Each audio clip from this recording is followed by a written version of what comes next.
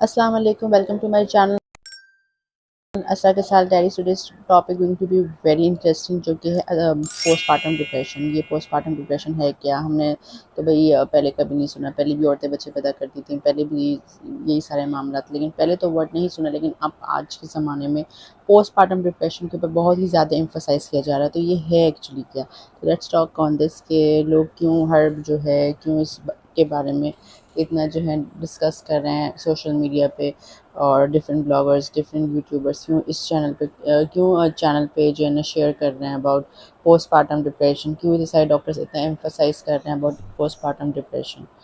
तो मैं भी डिस्कस करती हूँ पोस्टमार्टम डिप्रेशन। ही होता कि जब सबसे पहली बार जब मेरी अपनी पहली बेटी हुई थी, तो उसके टाइम पे मुझे इतना फील नहीं हुआ था पोस्टमार्टम डिप्रेशन, ठीक है। लेकिन अब चूँकि माशाल्लाह सेकंड बेबी है, तो अब दोनों को टैकल करना एट द सेम टाइम, तो वो काफ़ी जो है ना चैलेंजिंग मूवमेंट भी हो जाता है। और उसको टैकल करने में ना इंसान जो है ना खुद ही एक उसकी अपनी तबीयत सही नहीं होती है, ठीक है। एक 9 मंथ्स के एक रूटीन से जो है जाना, और फिर उसके बाद एक बर्थ का प्रोसेस आता है, फिर उसके बाद आपकी खुद की कैसी तबीयत हो रही होती है, तो उस टाइम पे टैकल करना बहुत ही मुश्किल हो जाता है। और फिर जब पहला बेबी जो है ना बहुत ज़िद्दी हो रहा होता है, बस सब यही पहले बच्चे की हिमायत कर रहे होते हैं कि नहीं नहीं आप इसको इग्नोर, सेकंड को इग्नोर करो, पहले को आप वो करो, अगर टाइम गैप ज़्यादा होता है तो। क्योंकि मेरे दोनों बेबीज़ में 4 इयर्स का गैप रहा है, तो ये होता है कि नहीं नहीं पहले को इग्नोर नहीं करना है, दूसरे को इग्नोर करना है, पहला ज़िद्दी हो जाएगा नहीं। लेकिन हम इस चीज़ में जो है ना हम उसको विक्टिम बना देते हैं सिंपैथी लेने का, और ये विक्टिम होना सिंपैथी के लिए बिल्कुल भी अच्छा नहीं होता। फिर उस बच्चे को जो है ना एक हर चीज़ ज़िद से हासिल करने की जो है ना आदत पड़ जाती है, तो ये चीज़ बिल्कुल भी अच्छी नहीं है। सबसे पहले आपको पहला काम क्या करना है कि अपनी जो पोस्टमार्टम है अपना केयर बहुत करनी है। सबसे पहले आपको अपने स्टिचेस की केयर बहुत ज़बरदस्त तरीके से करनी। आइदर इट्स नॉर्मल और इट्स सी सेक्शन। नॉर्मल भी नॉर्मल नहीं होती, मेरे को दोनों पेन इक्वल होते हैं, दोनों में ब्लड ज़ाया होता है, बहुत ज़्यादा ब्लड ज़ाया होता है, 1 लीटर ब्लड ज़ाया होता है, तो दोनों में आपको उतनी केयर करनी पड़ती है। तो स्टिचेस का बहुत अच्छे से ख्याल करना है। दैट इज़ कि सबसे पहले आपको स्टिचेस का ख्याल क्या करना है? Pyodine wash, it works as a haven. ये बहुत ही ज़बरदस्त चीज़ है, ठीक है। फिर डॉक्टर ने डेफिनेटली आप लोगों को मेडिसिन दी होगी। मुझे जो मेडिसिन मतलब एंटीबायोटिक ट्यूब दी हुई थी, वो ये है मॉनफ्यूसी एससी। ये एंटीबायोटिक ट्यूब है, और ये बहुत अच्छी है आपकी स्टिचेस को रिकवर करने में, हील करने में बहुत आसानी देती है, बहुत आसान रहता है, ठीक है। अगर आपकी रिजॉल्वेबल स्टिचेस हैं तो ये बहुत ही अच्छी है कि जल्दी उनको जो है रिजॉल्व करवाती है। लेकिन healing process for sure see बात है टाइम टेकिंग होता है, आसानी नहीं होती है। जो ये 1.25 महीने का टाइम होता है, जिसे चिल्ला कहा जाता है, जो 40 डेज़ का टाइम होता है, इस टाइम पे आपको अच्छे से अच्छा ख्याल रखना होता है, आपको अच्छे से अच्छा खाना खाना है, विटामिन अच्छी से अच्छी लेनी। विटामिन से याद आया, डॉक्टर ने जो मुझे दी थी दैट इज़ फेलोविट। अच्छा, ये डिलीवरी किट से पहले भी प्रेगनेंसी रूटीन भी मेरा ये था, ये मैं तब भी लेती थी, तो अब भी डॉक्टर ने मुझे रिकमेंड किया। सेकंड, ओसनेट अभी मुझे दी है। एक रूलिंग टैबलेट थी, वो 5 डेज़ का कोर्स था। फिर कैफ्लाम साथ दी थी और पैनाडोल साथ दी थी। मेडिकेशन बहुत अच्छे से करनी। जो लोग कहते हैं कि नहीं जो अगर आपकी अम्मा, नानियाँ, दादियाँ, सासें वगैरह, नहीं नहीं नहीं नहीं, रूलिंग टैबलेट बहुत अच्छी थी, मुझे दी थी। कैफ्लाम थी, पैनाडोल एक सुबह और शाम खाना। अच्छा, दूसरा जब प्रेगनेंसी में मुझे मेरी डॉक्टर ने जो रिकमेंड की थी, एबोकॉल की थी। It is a kind of a कैल्सी, ठीक है। लेकिन चूँकि मैं प्री डायबिटिक हो जाती हूँ, तो इसलिए कैल्सी का थोड़ी उसमें फ्लेवर होता है, वो थोड़ी मीठी सी होती है, तो मुझे एबोकॉल दी थी। तो this is also a very best medicine, ठीक है। ये आप पानी में डिप करके उसी तरीके से फिर इस तरीके से पीना होता है, वैसे ही पिए, ये आपकी बोन्स को स्ट्रॉन्ग करती है। तो मैं एक दिन छोड़ के एक दिन ये लाजमी लेती होती हूँ, ठीक है।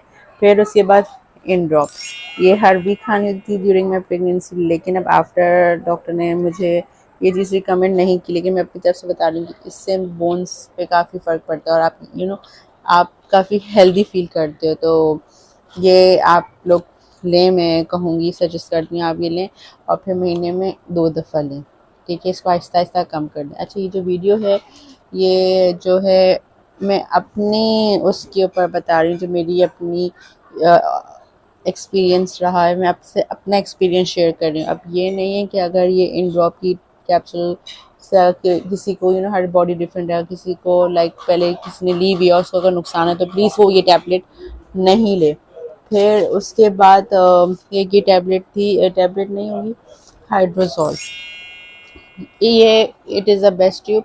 ये एक रैशेस ट्यूब है, एंटी फंगल एंटी इन्फ्लेमेटरी भी है, क्योंकि बाज़ औक़ात रैशेस भी हो जाते हैं, ठीक है, सबको हो जाते हैं, मुझे भी हुए। तो आइदर सूडो क्रीम या आइदर ये सूडो क्रीम पे भी मैं एक बहुत अच्छी और ज़बरदस्त वीडियो बनाऊंगी और आप लोगों के साथ में शेयर करूंगी। तो सूडो क्रीम पे भी मैं इंशाल्लाह नेक्स्ट वीडियो सूडो क्रीम पर ही होगी, मेरी पूरी कोशिश होगी। लेकिन हाइड्रोजॉल भी, क्योंकि हम बच्चे के लिए भी यूज़ करते हैं, अगर बच्चे को रैशेस होते हैं तो उसके विद इन 2 डेज़ आपके रैशेस जो है ना फ्लिप आउट हो जाते हैं, ख़त्म हो जाते हैं माशाल्लाह से। तो ये हम बड़ों पर भी ऐसे ही काम करती है। तो hydrosol tube work as a wonder. फिर उसके बाद क्या आ जाता है, ओसनेट डी, ये भी बहुत ही बेस्ट है। तो इसी तरीके से आप अपना ख्याल रखें, पानी की इंटेक ज़्यादा से ज़्यादा करें, लाइम जूसेस पिएँ। फिर अभी अगर ये जो वेदर है, ऑरेंजेस आने वाले हैं, पोमोग्रेनेट आने वाला है, अच्छे से इसका ख्याल रखें, ग्रीन वेजिटेबल्स खाएँ और अच्छा सोचें, पॉजिटिव सोचें, सूरह रहमान आप सुनें।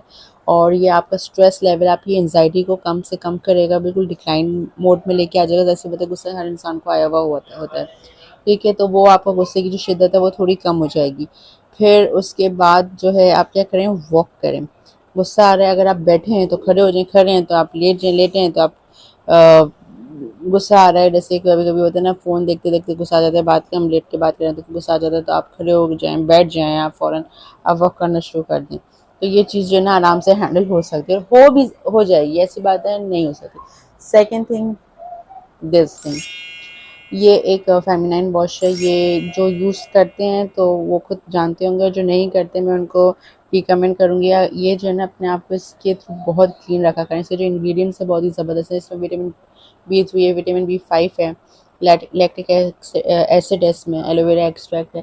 फिर ये पीनेट टैबलेट मुझे ड्यूरिंग माई प्रेगनेंसी मेरा रूटीन था, मैं ये लिया करती थी, तो मैंने अभी भी नहीं छोड़ी है। मुझे ये मल्टीविटामिन बहुत अच्छी लगती है। तो this is all for mind. जो मुझे दिया गया था तो मैंने आपसे अपना वो सब कुछ शेयर किया।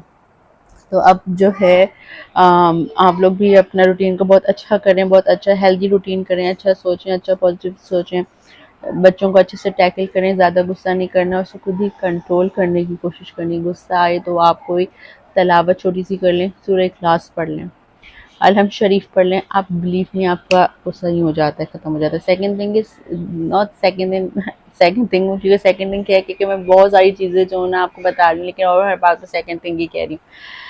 मैं ये आपको कहूँगी, एक होम्योपैथी एक मेडिसिन आती है इग्नेशिया, जिसकी मैं जो हूँ पिक्चर शेयर कर दूँगी। इग्नेशिया बहुत ही बेस्ट है, उससे आपका गुस्सा कंट्रोल भी होगा, आपकी जो एंजाइटी है वो थोड़ी कंट्रोल होगी, और वो हफ्ते में एक दफ़ा पीनी होती है। तो कोई 4 या 5 ड्रॉप्स पानी में डाल के आप इग्नेशिया पिएँ। ये वीडियो शेयर करने का मकसद आप लोगों से इसलिए था कि अच्छी से अच्छी चीज़ें आप लोगों के साथ में शेयर करूं, अपना एक्सपीरियंस मैं आप लोगों से शेयर करूं, और पॉजिटिव चीज़ें फैलाना वो एक पॉजिटिविटी है ना, हेल्दी एडवाइस है ना, पॉजिटिविटी को स्प्रेड करना। तो आज के लिए इतना ही। तो मेरी वीडियो को लाइक करना नहीं भूलिएगा, चैनल को सब्सक्राइब करिएगा और आगे खूब से खूब ज़्यादा शेयर करिएगा, ताकि जो लोग कुछ एडवाइस से जो महरूम है, मतलब सॉरी महरूम है, तो उन तक भी ये बात पहुँचे। और कमेंट सेक्शन में बताइएगा ये वीडियो आपको कैसी लगी। अपना ख्याल रखिएगा, दुआ में याद रखिएगा। अल्लाह हाफ़िज़।